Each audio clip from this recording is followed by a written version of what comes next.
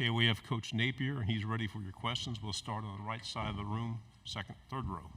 Coach, good afternoon. Corey LeBounty, WNSP 105.5 in Mobile, Alabama. A year ago, I asked you about Shamar James and his leadership ability and his capabilities, and here it is 1 year later. He is a representative for and an ambassador for the Florida Gators. Talk about his progression health-wise and, again, why you chose him and what he means to the Florida football program. Shamar is, let me tell you what, man, Shamar is a lot of fun to be around. One of the best linebackers in the country. You know, we were very fortunate to recruit him to be a part of our first class, and he played as a rookie. You know, he was a freshman All-SEC player. Shamar's got some, you know, he's a little wise for his age, I would say. You know, he's got good maturity. He can see the big picture. Picked it up quickly. Didn't even report early. He came in the summer, so All-SEC. Then he started the first 8 games. You know, my nickname for Shamar is the eraser, right? Because he can make you right on defense, right? So him getting hurt was a big deal to our team. You know, I think getting him back, not only his production but his leadership, his example, big deal to get him back. Left side, fourth row. Hey, Coach. Ben Bobick, Local 3 News in Chattanooga. Last 2 years I asked you about your hometown of Murray County and what it means to you and everything. I think it's a big deal to that community to see one of their own be head coach of the Florida Gators. What does it say about that community, and what would your message be to those folks back at home? Yeah, I mean, I certainly wouldn't be here if it wasn't for that community. You know, I mean, I think I benefited from growing up in a place, just tough blue-collar people, carpet mill workers, farmers, middle-class economy. My dad was a coach. That was a big deal, you know, and great church there, First Baptist Church downtown. I mean, I think we maybe lose sight of that sometimes in life. We benefit from community, you know, and I think ultimately wouldn't be here without them. So, hey, we had, we've had a lot of good ones, you know, so I'm excited to represent that part of the state and the country for sure. Right side on the aisle. Hey, Billy. John Sokoloff with WCBI TV in Mississippi. One of the big fishes you got from the high school recruiting ranks came from there this year, and Kanan Daniels. I just wanted to get your thoughts on him and how you see him contributing to your program. Yeah, man. KD, Deuce, as we call him. You know, first of all, KD has an unbelievable story. It's worth all your time to write that story and go back and really research the things that he's overcome and the way he's inspired a lot of people. Comes from a great program. You know, the kid's tough. He knows how to work. Extremely productive. I think 2,700 yards. He was Mr. Football in the state. And KD brings consistency, his positive energy. He's a competitor. He's fun to be around. And he's proved that he belonged this first semester and this summer. So we're excited about KD. He's got a chance to really be a special player for us in the future.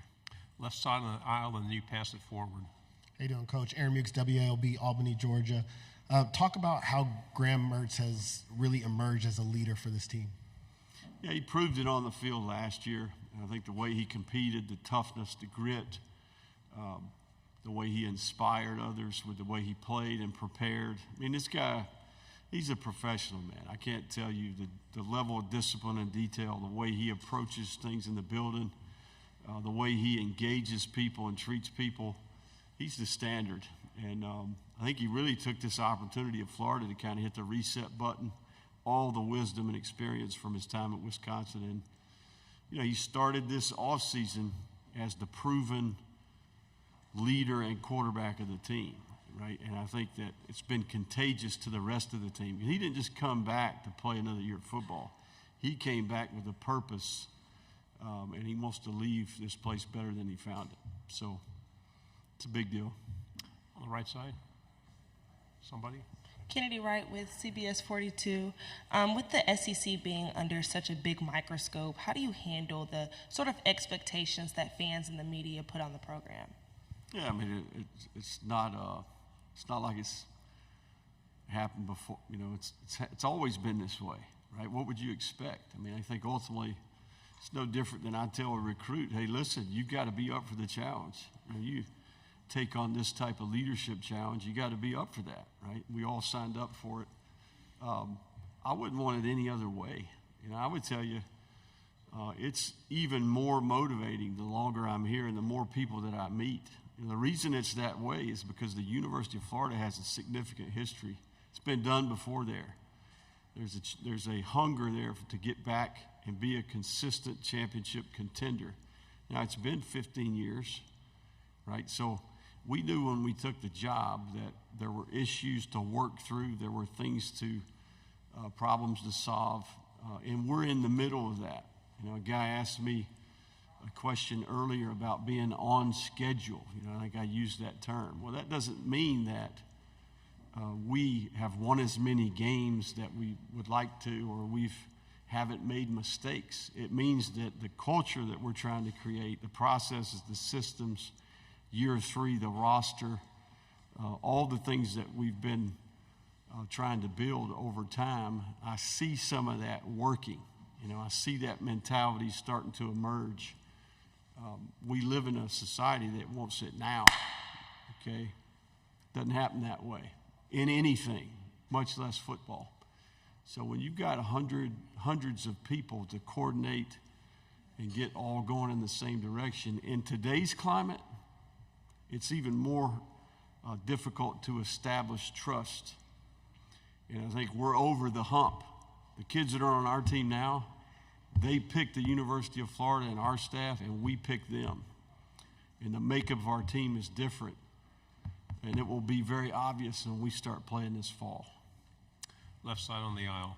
Dan Peck, ESPN 1067 in Auburn. Coach, you're one of several coaches in the SEC that came from the Group of 5 level, outstanding football in the Sun Belt, other leagues like that. The biggest differences between coaching in the SEC and coaching at the Group of 5 level, and things you learned at Louisiana, lessons you learned that you take to this job at Florida. Say it one more time. You said. So you were at the Group of 5 level. You were at the Sun Belt. The biggest differences between coaching in the Sun Belt, coaching in the SEC, and the things you learned at Louisiana that have been most valuable to you? The biggest learning curve for me was when I left Alabama, even Arizona State.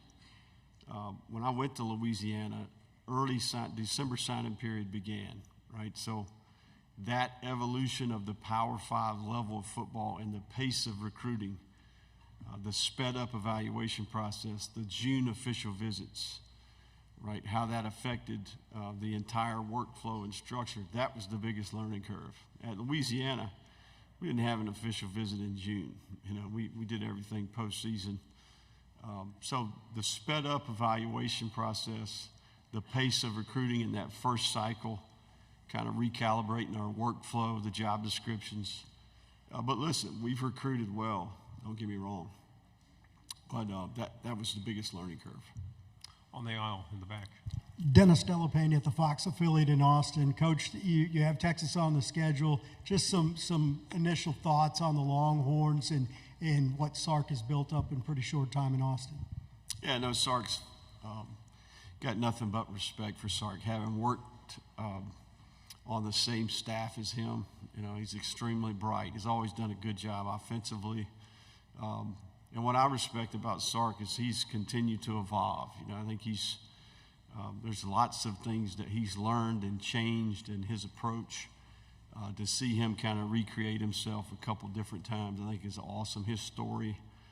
So, yeah, I mean, I think we welcome Texas to the league, you know, and we're excited about going to Austin to play this fall. Left side, third row. Tyler Shaw with KBTX and Bryan College Station.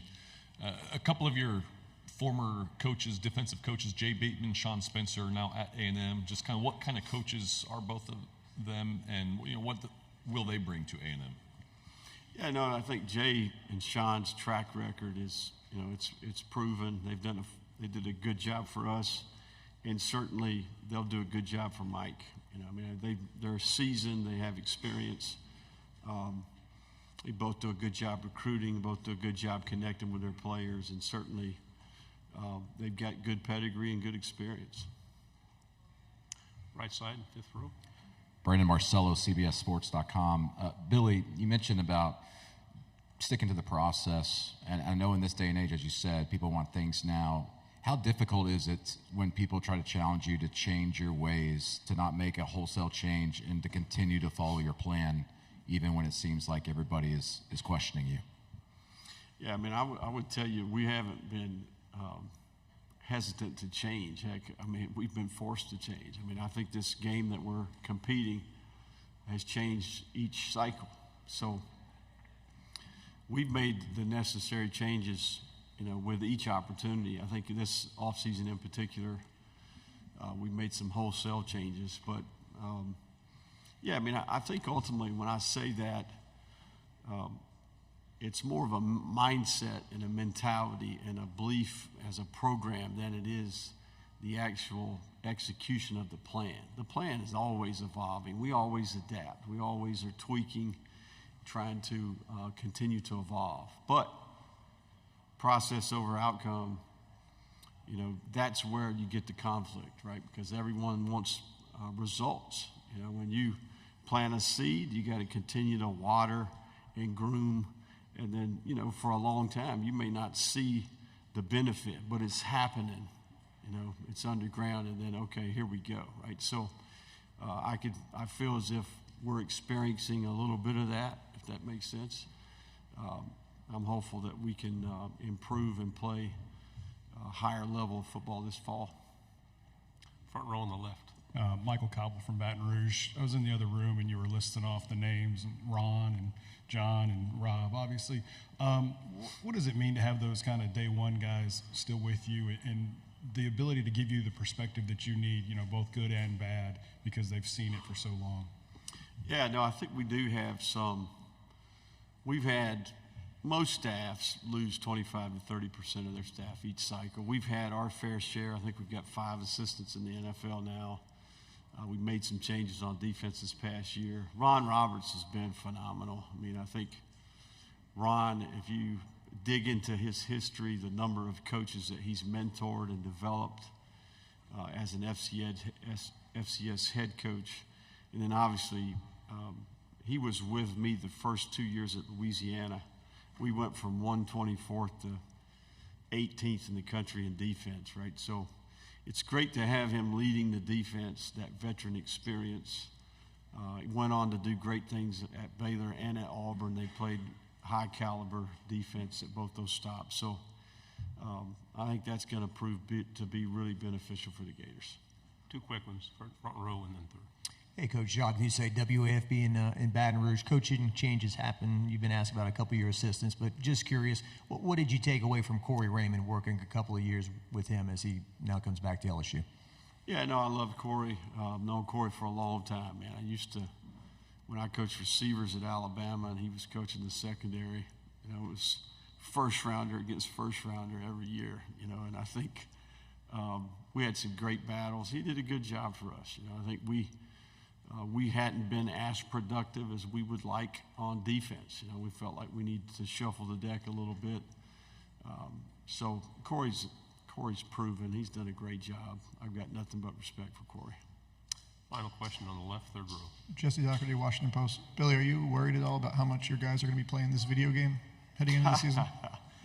Yeah, Montrell slept the whole way here, Well, not the whole way, but he admitted to me, he confessed that he was up until 2 a.m. last night playing the game. So, yeah, I'm going to tell you something. We had Monday, we've got a relationship with EA Sports, and we had early access to the game.